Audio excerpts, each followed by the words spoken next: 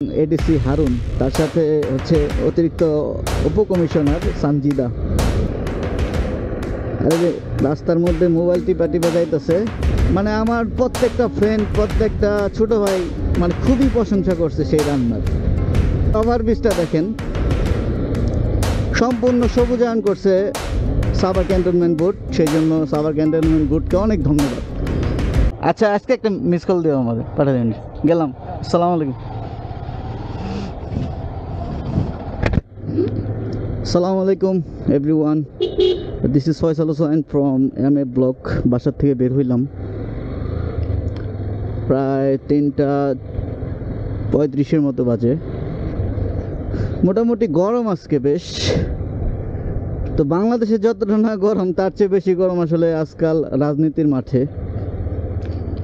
মানে এক এক দল আর এক দলে ব্লেম দিতে পারলেই বাঁচে, হোক সেটা রাইট কিংবা রং। আমি এমনও দেখছি দাড়ি রাইখা মানুষ মানে স্যাবলামি করে, অসত্যের পথে চলে।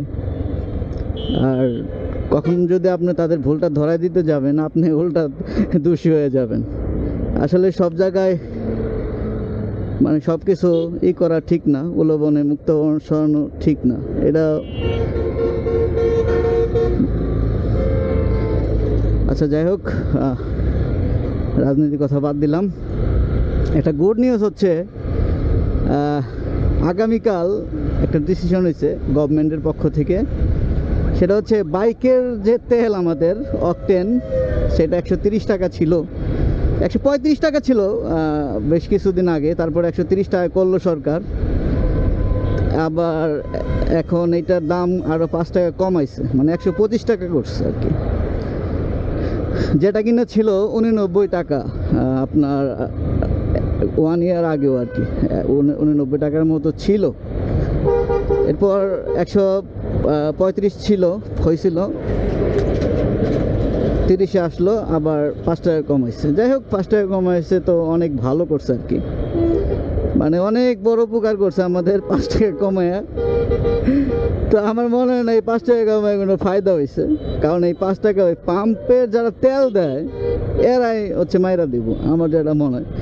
এমনিতেই 100% তেল আমরা পাই না কখন, মানে পাম্পগুলো আপনার হয়তো 95% তেল দেবে অথবা 90% তেল দেবে।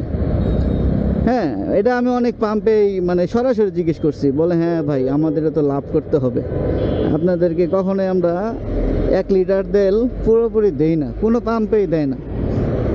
তখন আর একটু সুবিধা হয়েছে আর কি, 5 টাকা কমাইছে। তো 5 টাকা কমায় এখন যদি আর একটু তেল মাইরা দেয় সমস্যা নাই। আর এর সাথে জড়িত হচ্ছে সরকারি কর্মকর্তারা, যারা কিনা ওই তেলটা মাপে পাম্পে যায়, মানে অভিযান চালায়। তারা কিছু কর্মকর্তা তো অবশ্যই ভালো আছে, যে জন্য বাংলাদেশ এখনও টিকা আছে আল্লাহর রহমতে। নয়তো আসলে টিকা থাকার কথা না, যেভাবে ডলার পাচার হয়, যেভাবে ব্যাংক দেউলিয়া হয়ে যাচ্ছে। ব্যাংকগুলা ভরার জন্য হচ্ছে এই যে সরকারি পেনশন স্কিমের ব্যবস্থা করছে, যাতে আপনার ওই ব্যাংকগুলায় আবার টাকাগুলা, জনগণের টাকাগুলো দেওয়া ভরা যায়। এটা হচ্ছে একটা ট্রিক্স, হ্যাঁ, এবং এটা দেশের জন্য দরকারও আবার। যাই হোক, অনেক অসঙ্গতি আছে বাংলাদেশে, সেটা নাই বললাম। আমি এখন আছি নবীনগরে। এখন ভালো কিছু দিক দেখায় আর কি আপনাদের, যেমন হচ্ছে এই রাস্তাটা 2 লেনের ছিল আপনার আগে, এখন প্রায় 4 লেন, 6 লেন, 8 লেনও হয়েছে অনেক জায়গায়। হ্যাঁ, এই যে আমি যে রুটটাতে ঢুকছি, এটা হচ্ছে আপনার লোকাল লেন আর কি, যেটাকে সার্ভিস লেনও বলা হয়। তো এই দেখেন তিতাসের একটা দেয়া রাখছে। যাই হোক, গ্যাসও দরকার আছে, কিন্তু রাস্তার মাঝখানে এভাবে উঁচা করে তিতাসের মানে সংযোগ লাইন রাখার আমি কোনো কারণে দেখি না। এটুক জায়গা খুবই খারাপ অবস্থা ছিল, তারপর এতখানি RCC ঢালাই কইরা দিছে বাংলাদেশ সরকার, সেজন্য ধন্যবাদ। মানে এখন তাও এই দিকটা যাওয়া যায়। বেশ কিছুদিন বন্ধ ছিল, 15 দিনের মতো এই লেনটা অফ ছিল। আর এই গাড়িগুলা মানে একদিকে চাইপা থাকবো কি, মানে দেখেন রাস্তাটা নিয়ে নিছে পুরাটা, মানে অসহ্যকর। এটা সাভার পরিবহন, শুধু সাভার পরিবহন না, যে কয়টা গাড়ি চলে এই রোডে সব কয়টা গাড়ি হচ্ছে গিয়া ফাজিলের হাড্ডি। মানে রাস্তার এক সাইডে কখনো চাপাবে না। আরে যে রাস্তার মধ্যে মোবাইল টিপা টিপা যাইতেছে। আর দেখেন এই ওভারব্রিজটা দেখেন, সম্পূর্ণ সবুজায়ন করছে সাভার ক্যান্টনমেন্ট বোর্ড, সেই জন্য সাভার ক্যান্টনমেন্ট বোর্ডকে অনেক ধন্যবাদ। এই ওভারব্রিজটা নিয়ে বাংলাদেশে অনেক প্রতিবেদন হয়েছে, অনেক জাতীয় আপনার সংবাদ মাধ্যম, সময় টিভি, তারপর হচ্ছে চ্যানেল 71, মানে অনেক চ্যানেলই আপনার নিউজ করছে এইটা নিয়ে, ওভারব্রিজটা নিয়ে। ওভারব্রিজটা দেখার মতো একটা ওভারব্রিজ, এবং সবুজায়ন, সবুজ আমার খুবই পছন্দ। সামনে দেখেন ওই যে আপনার কিছু নির্দেশিকা দেওয়া আছে, সাভার ওইদিকে, গাবতলী ওইদিকে, ঢাকা, হ্যাঁ সবই। তো নির্দেশিকাগুলোর মধ্যে কিলোমিটার মেনশন করা নাই, মানে একটু সদিচ্ছা থাকলে কিন্তু এখানে কিলোমিটার মেনশন করা যাইতো, বাট সেটা করে নাই। আমি জানি না পরবর্তীতে এখানে লাগাই দেবো কিনা, শিওর না, বাট এটা কইরা দেওয়া উচিত। মানে একটা মানুষ ধরেন সাভার যাবে, সাভার এখান থেকে কত কিলো সেটা সে দেখতে পারলো, এটা তো অনেক ভালো একটা দিক। বাট এইটা মানে অ্যাভয়েড করতেছে জিনিসটা। আমার হচ্ছে ঠান্ডা লাগছে, রাত্রে গরম ছিল তো প্রচুর পরিমাণে, মানে এসি ছায়া রাখছিলাম, ঘুমাই গেছিলাম, টের পাই নাই, প্রচুর ঠান্ডা লাগছে। আর বাইরে প্রচুর গরম, মোটামুটি গাড়ির চাপ আছে আজকে এই রোডে। তো সবাই অনেকে আমার বলে, ভাই আপনি কি ভয় পান কিনা, সবসময় আপনি সার্ভিস লেন দিয়ে বাইক চালান। আসলে ভাই ব্যাপারটা হচ্ছে কি, মানে জীবন তো একটাই, তাই না? জীবনকে ভালোবাসতে হবে। এখন আমরা দেখতেছি প্রতি বছর বাইক অ্যাক্সিডেন্টে বাংলাদেশে অনেক মানুষ মারা যায়, অনেক বাইকার মারা যায়। আমি মনে করি শুধুমাত্র মানে তাদের ভুলেই না, এটা অনেকটা সিস্টেমের কারণে। যেমন আমি যে রোডটা রাইড করতেছি, এটা খুবই সুন্দর একটা রাস্তা এবং বাইক রাইডের জন্য খুবই ভালো, বিকজ এখানে মানে বিপরীত দিক থেকে গাড়ি তেমন একটা আসে না, খুবই কম আসলে ওই যে দু একটা রিক্সা টিক্সা আসে আর কি বিপরীত দিক থেকে। তো যেহেতু বিপরীত দিক থেকে গাড়ি আসার কোনো চান্স তেমন একটা নাই এই রোডে, সেই জন্য আপনি মানে অনায়াসে বাইক চালাইতে পারবেন, মানে ভাবতে হবে না যে বিপরীত দিক থেকে কোনো গাড়ি আসবে আর কি। তারপরে মাঝে মাঝে এই কাঁটাগুলো একটু দেখে শুনে চালাইতে হয়। আর ওভার স্পিড রাইড যেটা, সেইটা আমি সব সময় মানে পরিহার করার চেষ্টা করি। আমার ওভার স্পিড রাইড একদমই পছন্দ না, বিশেষ করে এই রোডে আপনি 60, 70, 80-র উপরে কখনোই মানে টানাটা উচিত হবে না। টানলেই মনে করেন ধরা খেয়ে যাবেন জায়গায় জায়গায় আপনার স্পিড ব্রেকার। আর রাস্তাটাও এতটা সমান না, ইভেন রাস্তার কাজ এখনও চলমান। আমাদের এই নবীনগর টু সাভার রোডের কাজ সব সময় চলে, আজকেও দেখছি আমি কাজ করতেছে, মানে সেই জন্য সড়ক বিভাগকে অনেক অনেক ধন্যবাদ।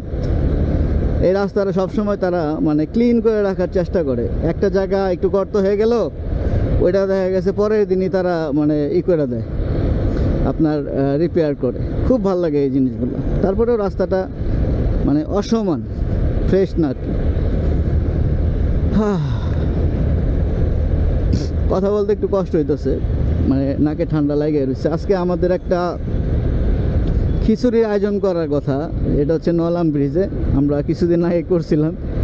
আমার এক ফ্রেন্ড আছে ওইখানে, ওই নলামেই থাকেও, আর আমার হাতের রান্না এত টেস্ট মানে আমি বুঝাইতে পারবো না। আমি দ্বিতীয়বার খাইছি এ পর্যন্ত, ফার্স্ট টাইম ওদের বাসায় খাইছিলাম। খুবই ভালো রান্না, খুবই ভালো রান্না, মনে হইতেছিল আমি আমার হাতের রান্না খাইতেছি। আর লাস্ট যেদিন খিচুড়ি খাইলাম, বাসায় না, ওদেরই বাসার পাশে ব্রিজের উপরে রাত্রে খিচুড়ি খাইছি। প্রচণ্ড গরম ছিল, গরমের মধ্যে খিচুড়ি জাহান্নাম মনে হয়। তারপরেও আমরা বেশ ভালো পরিমাণ খিচুড়ি খাইতে পারছি আর কি। আমার মনে হয় ঠান্ডা থাকলে আরও খাইতে পারতাম। মানে আমার প্রত্যেকটা ফ্রেন্ড, প্রত্যেকটা ছোটো ভাই মানে খুবই প্রশংসা করছে সেই রান্নার। তো সেই বিধায় মানে আমরা আবার খেতে চাই।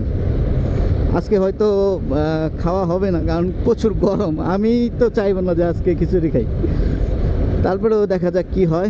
সামনে পুলিশ ভাইরা দেখা যাচ্ছে, যারা কিনা বাংলাদেশের জন্য অনেক পরিশ্রম করে।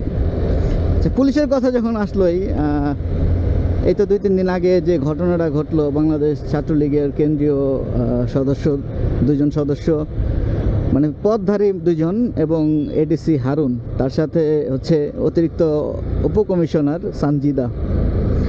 মানে এই যে ব্যাপারটা অনেকটা মানে হাস্যরস যোগাচ্ছে বাংলাদেশের মানুষকে। সেটা হচ্ছে স্বামীর চেয়ে সারি মানে বড় পর্যায়ে চলে গেছে, যেটা মনে হয় আর কি আমার কাছে।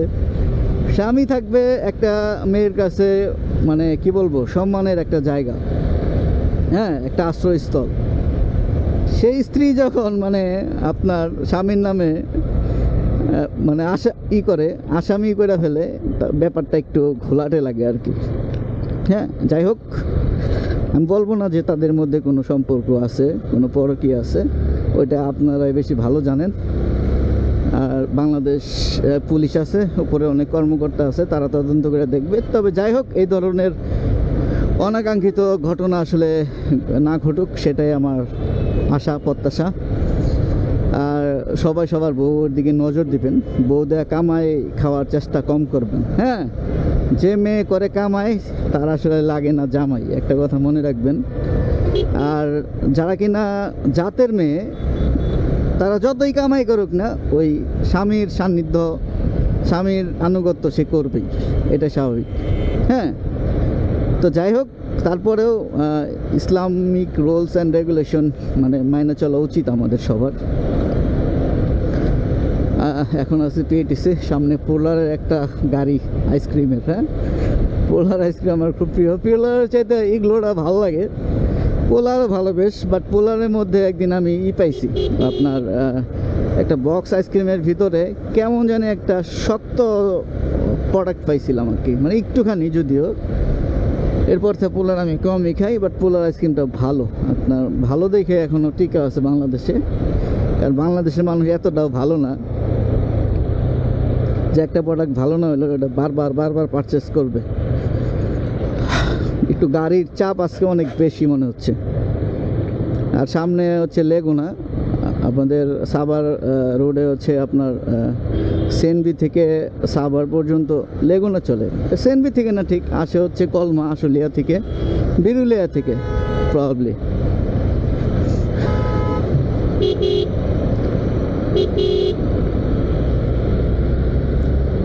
এই রাস্তাটুকু এখনো ফিনিশ করে নাই, একটু সমস্যা। ও ম্যান, ওই যে উল্টো দিক থেকে রিক্সা আসে। আসলে রিক্সাগুলো বাংলাদেশে কেন যে বন্ধ হয় না, আমি এটাই বুঝি না। যদিও এরা আপনার এনার্জি কনজিউম করে প্রচুর পরিমাণে, আমাদের যে ইলেকট্রিসিটি ঘাটতি সেটা রিক্সার জন্য অনেকটাই বেশি। মাননীয় যোগাযোগ মন্ত্রী ওবায়দুল কাদের বলেছিল যে মহাসড়কে রিক্সা অটোরিক্সা নয়, কিন্তু এই অটোরিক্সারই ছড়াছড়ি, বিশেষ করে আমাদের আশুলিয়াতে, সাভারে আশুলিয়াতে, ডেন্ডাবর, পলাশবাড়ি, বাইপাইল, ইপিজেড, ভাদাইল, হ্যাঁ, কন্ডা, শ্রীপুর, এগুলোতে রিক্সার পরিমাণটা অত্যাধিক, মানে মানুষের চাইতে আমার মনে হয় রিক্সাটাই বেশি। তো এদিকে সরকারের নজর দেওয়া উচিত বলে আমি মনে করি। আমি যাব বামে, ইন্ডিকেটর জ্বালাই দিছি। আর সাভারে সবচেয়ে মানে ফালতু একটা জায়গা হচ্ছে রেডিও কলোনি। এত পরিমাণ যানজট এখানে, এই যে লেগুনাগুলা থাইমা থাকে, মানে ম্যাক্সিমাম সময় সকালবেলা এসে আমি এখানে দাঁড়ায় থাকি, জ্যামে পড়ি। তারপরে হচ্ছে ওই দূরপাল্লার বাস আসে, থামে, ওই রিক্সাগুলা মানে করে। যাক, আলহামদুলিল্লাহ যে আজকে কোনো যানজট পাইনি। এই যে এই গাড়িগুলা দেখেন, রাস্তা বড় করছে, তারপরেও এই যে গাড়িগুলা এইখানেই এইগুলা থামায় রাখে, সেই জন্য রাস্তাটা ছোট হয়ে আসে। 2টা গাড়ি, মানে যেহেতু লোকাল লেন আপনার, এটা হচ্ছে গিয়ে গাড়ি আসবে যাবে, এখান দিয়ে মানে আপনার দুইমুখী গাড়ি চলে আর কি। ওই যে রিক্সা টিক্সা সবাই, ইভেন আমি নিজেও এখান দিয়ে রং সাইডে যাই, কারণ এটা লোকাল লেন, যাওয়াই যায়। বাট ওই গাড়িগুলোর জন্য জ্যাম বাজে থাকে, একটু কষ্ট হয় আর কি।